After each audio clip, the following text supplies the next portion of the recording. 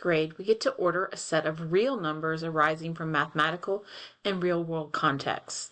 We're going to look at a mathematical context today, but before we jump in, let's think about not only ordering, but making comparisons, because being able to order could also incorporate comparing numbers. So we have to remember our symbols, our comparison symbols. We have greater than or equal to, so that means whatever the answer is would be included, less than, and less than or equal to. We're going to use these today to solve our problem. Which value of g makes the inequality true? G greater than 3 pi divided by 2. Select 3 correct answers. Square root of 45, negative 4 8/10, 3 halves, 2 times the square root of 15, 4 88/100, and 8 pi divided by 7. So we need to figure out which of these 3 would be correct.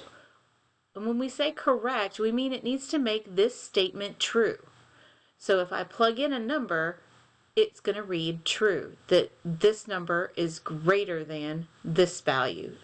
So we can do this by hand, or we can use our calculator. I'm going to use 2 different types of calculators to show you what these would look like plugged into the calculator and how we use those numbers to compare. First, I need to figure out what the value of 3 pi divided by 2 is.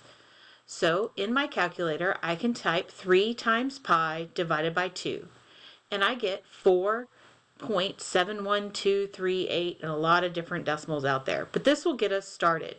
4.7. So that's kind of where we're starting with our comparison.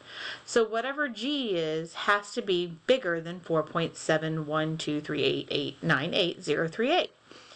So let's take a look at our first number, square root of 45. So if I type the square root of 45 into my calculator, I get that it is approximately equal to 6.708.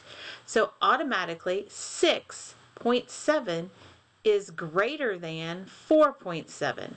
That is a true statement, so that would be one of our correct answers. The next problem is a negative 4 8/10. I really didn't need to do anything for that because this is a negative number.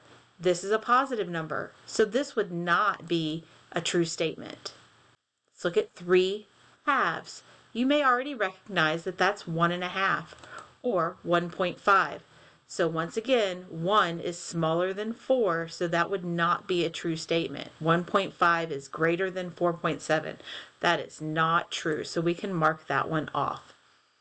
Next, we have 2 times the square root of 15. When we plug our 2 times the square root of 15 into our calculator, we see that we get 7.74596669241.